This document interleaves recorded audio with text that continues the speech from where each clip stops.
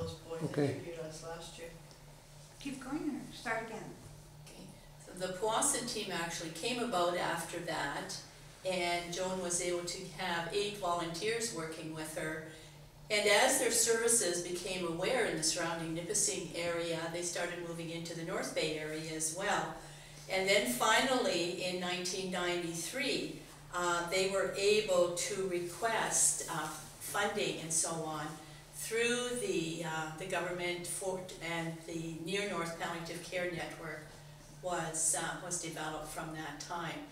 And that was a really big step for Joan. She had really worked hard in order to get that, and along with it came all the government issues, of course, that you're going through right now with all the different initiatives and everything for funding.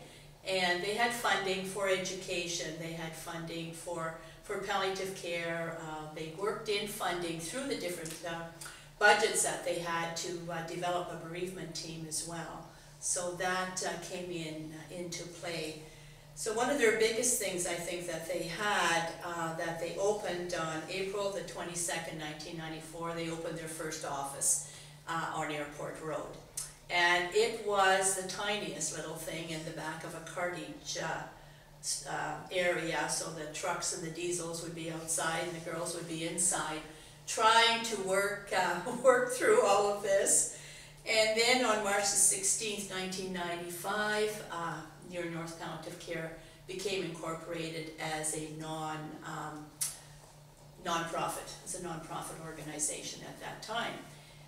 And Lynn here was one of the first people actually that was hired. They had others that came in with Joan. Joan wasn't the actual director. We didn't have a director as such. There were Gail Morris and other people that came into the office.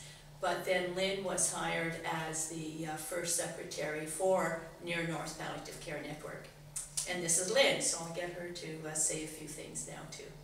Yes, I started in May of 1996. I worked in a little office by myself, and through telephone conversations, faxing, and other things, you know, like I looked after the office business, went through all the historical records that they had from the very beginning, and compiled it all into a database, and kept track of everything so that when they had their meetings, they had all the information that they needed. I kept track of all the hours, submitted all the hours in for the volunteers. I paid for, like I was in accounts receivable, accounts payable, so I paid for like all the stuff, and I had the, you know, the checks ready for Joan when she did come to the office for signatures, or our treasurer would come down and sign the paperwork and everything. But I loved the job. It was very heartwarming, and in May of 1997, I got sick and had to leave Near North Palliative Care for a year. I cried my heart out because I love Near North Palliative Care, and asked Joan if I could come back. So they managed to get people to fill in for me to do my job. And in August of 1997, I came back to work. And I was off for a year, and I just fell right into the routine again, and compiled all, you know, the forms that were needed. I used to invent them, and that's when I met Bev. Bev was on the board, and I met some lovely, lovely people, and I just absolutely enjoyed the work there. Like, it was heartwarming, and it worked out really well. I started out with 4 hours a week, went to 6 hours, you know, a day, 6 hours a day, and up to 8 hours. So I had a full-time job, and plus I did a lot of work at home. So, but I would do anything for them, absolutely anything. And that's pretty well that's what I know, and I love it. Yeah, so after Lynn said, I was a member of the board, so I joined the board in 1995, stayed on the board until 2010, and then went off for different health reasons. But I've stayed as an active volunteer during that time, so there have been a lot of changes that have happened over these past 20 years. One of the areas that I think was the most is, we will talk a little bit about Nancy McCubbin. I met Nancy as when she was the team captain, the team leader for the North Bay team. And then later she joined the board as a board member, and at that time we became friends, and we stayed very close friends until her death. She was such a caring and wonderful woman. We used her basically as an example of what Near North really meant. You put her and Joan Burnett in the same room, everyone could feel the warmth and everything coming. Joan was the tender one. Nancy was the one that told it like it is, and but everybody knew where they stood, and they always knew that Near North was the center of both of them. And so we've often associated with Nancy with Near North, not only with Joan, but with her, and both of them with their compassion and caring for other people.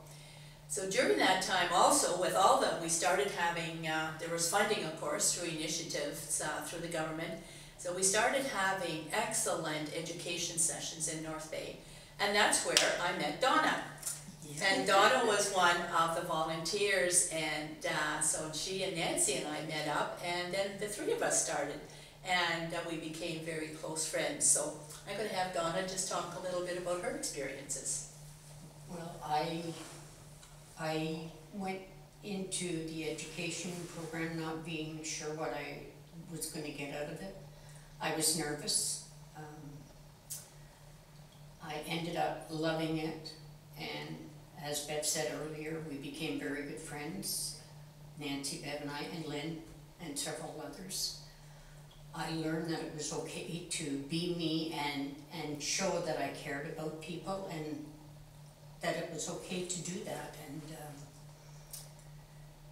Nancy, there was just, she had an aura about her that it didn't matter where you came from, who you were, color, race, that didn't matter to Nancy. She would take the time and she would listen to anybody that wanted or needed to talk. Nancy is in very high standards in my heart. She's a sister that I don't have in my own siblings, and I started out as a bingo volunteer, and they taught me that it's okay, Donna, you can move forward, you can do this, and they gave me the self-confidence in myself to be able to go into people's homes. I remember Nancy taking me for my first evaluation, to do my first evaluation on a client, and she just sat back quietly, believe it or not, and she just let me do what I needed to do, and it all worked out. And we walked out of there, and you did it. I told you could do it. And I guess in my case, I guess I needed that extra little pat on the back, because it's not something I was accustomed to. And I volunteered for 10 years with palliative care. I loved every minute of it. Can't say the same for my hubby. I think he felt cheated out of time with me, but that was his problem, not mine. Did you ever receive the famous question from husband and friends, why do you do this? Always. Even my daughter-in-law to this day will say, Mom, I don't know how you do it. You're always, always there for anybody and everybody. And how about you now? Tell us the secret, why have you done this for so many years? Myself, I love to give. I am very caring and very compassionate, and I love people, and I feel for them. You know, like it's not that I don't take on their pain, but I walk in their shoes. Like when I was sick, I had cancer, and Nancy, getting back to Nancy McCubbin, she was my godsend. Like when I came home from the hospital, she arranged for volunteers from near North Palliative to come and sit with me because I wasn't sleeping. And when they were there, I slept. And I was able to get some peace. I had Estelle Pelkey make me boiled eggs. I had desserts brought to me. We had meals brought to us because I couldn't cook, I couldn't get off the couch. And I don't know what I would have done without my family, is what near North Palliative was. Because they still are my family as far as I'm concerned. But the caring and the compassion passed down to me and made me a better person than I am today. And I don't know how to explain it, but it was a wonderful feeling, and it's always going to stay with me. And like Donna, like Nancy McCowan was the sweetest, kindest woman, and I cannot say anything bad about Joan Burnett. Like, she was just absolutely the most awesomest boss that you could ever ask for in your whole entire life. She was, like, she understood. Like, she'd come to me with work and she'd say, what skyhook would you like me to land this on? And I said, that's okay. And I remember Bev coming to me, we're working on this. Sure, I'll do that, and close this, open up this, and away we go. Like, they would just change the laws and the policies and procedures, and I'd have them typed up and all redone before that she would leave that day. Like, everything was on hand. I knew my own filing system, and I knew Bev was coming in, and I'd always made certain that that pile was right there, so I didn't have to go looking for it when it was needed. So, yes, I did cry when I left near North Palliative, and in fact, I still have my letter of resignation on my computer, which will stay there because it still reminds me how much I cared and how much I loved being there. In fact, you have never gone. No, I You are haven't. part of us. I've never gone. Thanks, Beth. And No, it's a soft spot. It'll always will be a soft spot for me. So thank you. You're welcome. And on top of all of that, didn't matter what time of the day, if you dropped into the palliative care office, they took the time out to hear why you stopped in. If there was something that you needed to talk about, get off your chest, they just cared about everybody and anybody. And I know Joan and I worked well together. Like, I was able to know exactly what she wanted when she wanted it. So while she was on the phone, I would just go in the office, put it in her basket, and I'd sneak back out again. She'd yell from the office, Lynn, it's on your desk. Because, you know, you just get into a routine where you know. And like it was just like we were joined at the hips. And she knew what I was thinking, and I knew what she was thinking, so it worked out really well. Really well. This is truly beautiful. Donna, anything else that you would like to add? Why did you find this calling in palliative care for 10 years? Just that I know that I found it very rewarding for myself within. It gave me an opportunity to share my true self and not be made fun of.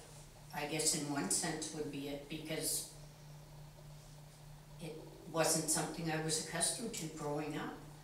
And throughout the palliative care and getting to know Nancy, I gained a family that accepted me for who I was, and it was never questioned again. I am Donna. I work with Nancy, and that's it, that's all. And to me, that's the world to me. am my mother's daughter, but I am Donna. This is beautiful. Thank you, Donna. Thank you. And how about you, Bev? Why palliative care? I have always found almost a peace to be with people at the end of life. Being a nurse, I worked in ICU and kidney dialysis for all of my career, and dealt with death and dying on a regular basis, actually. And soon found that the clients and the patients that I met over all those years were filling something in for me as I was for them. And it was always just so gratifying when I would walk into a room and I would be greeted with a smile, or it's nice to see you, or we're so glad you're here. I knew then that I was giving something to them, but they were also giving something back to me.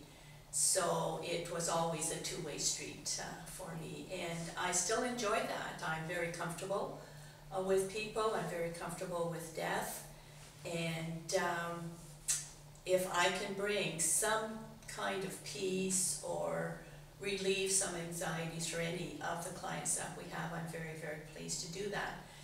I haven't done a lot of actual client work, but I've done more with the volunteers, and that is one thing I've always been proud of, is the way that our volunteers have been trained over all the years. Near North Palliative Care, the board of directors and our trainers have always been and have had the volunteer safety and the client safety as a priority. And that I am very, very proud of too. And we've made sure that we have policies and procedures and training programs that meet all the standards that are necessary in order to be a viable organization. And that we surely are. Now we have new leadership, Monica, with you, and you certainly have an open door policy, which is wonderful because that's what our volunteers need. And I'm sure that you will find that people will want to work with you over the next while, and spread the word, because even though we know we've been around for a long time, there are still a lot of people that don't know our organization exists. And the only way we're going to keep doing that is to keep having functions like our butterfly release and everything. So there you will continue to get volunteers to work with you and for you and support our organization, because it is something that we really need. We have so much that we can give. We have so many volunteers that are willing to give, that are kind and compassionate and caring people, and they want to be out there with the clients, and to also to do the work. I mean, you need gophers in the office as well too, so it's it has to be a team effort because we don't have a lot of money. So the teamwork and team effort is the basic thing that we need. So changes are happening through Lynn, and hopefully we can continue on to make ourselves visible, have the statistics to prove that we are going to be a viable organization and that we have a lot to give to our community. We have been giving, you have been giving for 28 years. 21. 21. Mm-hmm. And it's more needed than ever when we know that 65 to 68% of our population will choose to age and die at home. So at home it's when they need us the most.